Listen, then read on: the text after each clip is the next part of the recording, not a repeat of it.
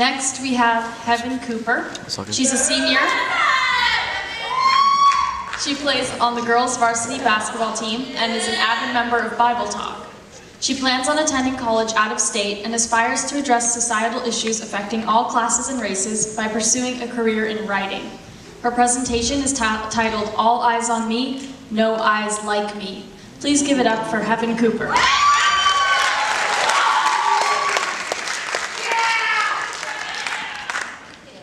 Sorry guys, I don't have a cool presentation like everyone else, but what do you see when you see me? You see my hair, my skin color, my complexion. Does that make you uncomfortable? Everyone has a level of comfortability that they confide in. Everyone gets uncomfortable and tries to stray as far as they can from it. Is that how you feel about me? And do I make you uncomfortable? I've consistently had a hard time breaking through the barriers of my comfort zone. I'm far more comfortable where I'm at than advancing to something better.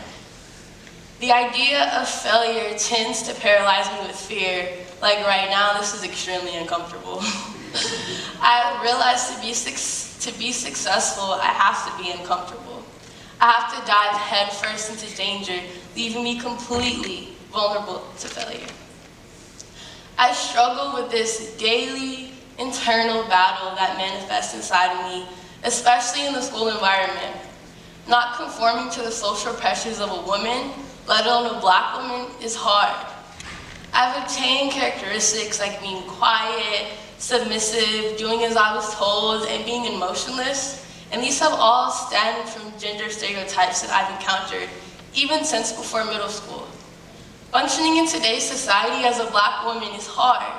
You're expected to accept passive, aggressive, belittling, and oppression.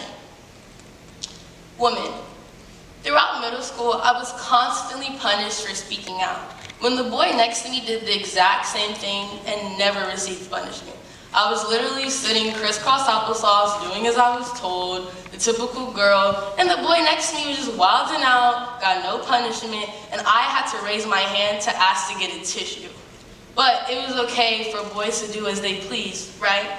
It was okay because boys will be boys, right? This taught me to be quiet and do as I was told. This taught me that taking forceful opportunities was out of my character. Girls face this reality that any amount of deviation in school is a lot worse than what it actually is. Girls are punished for simply not complying to gender norms. Girls are held to this quiet and submissive standard by not only their peers, but by their teachers, an authoritative figure. And during high school, I've came across these exact same experiences. During my fourth period, I was paired with this boy for a project. He was a boy. And of course, I ended up doing all the work. And I was so frustrated, and I expressed to him how frustrated I was. And his response to me was, "Are you on your period?"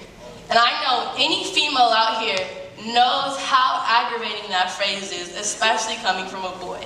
That me expressing my emotions counted as invalidation of my opinion. Me and other girls today face this stigma of being overly emotional, and that contributes to the invalidation of our opinion. That we don't actually know what's happening in the actuality of the event just because we're overly emotional or because we're on our period. No, we know what we're talking about. This showed me that I can't express my emotions to be respected. I can't express my emotions or my opinion's going to be invalidated. The fact that this issue is so small shows how deeply rooted it actually is. Black.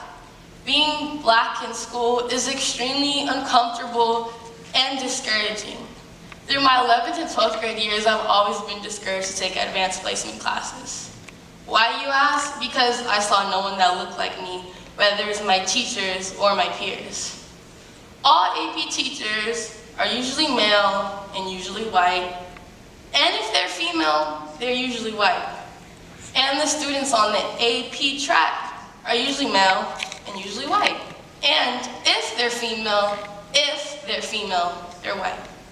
As a black woman, I feel like I stick out like a sore thumb, that I'm not supposed to be here.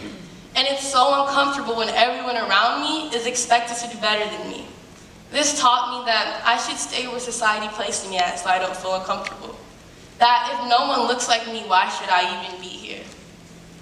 Despite no individual oppressing me, I still felt oppressed by the situation, the lack of representation, and the apparent division in the classroom. Oblivion. These traits will affect me if I'm not aware of them, and I was only aware of them because there was a discussion about it.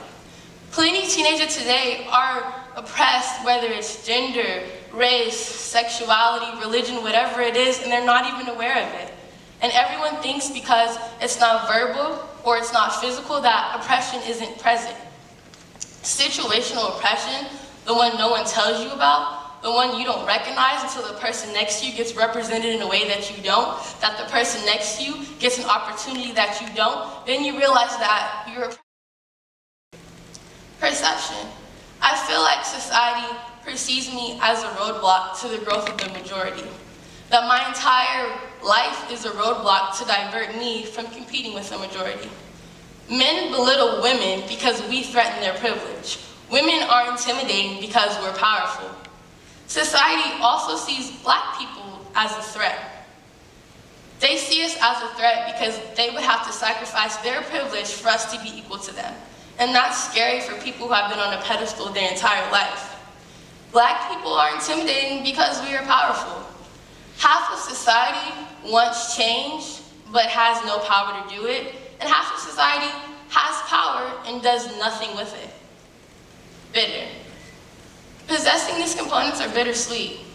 Being a woman is difficult. You feel like you're never equal to males. You always want to give up because you as an individual can't do anything for you to advance in society.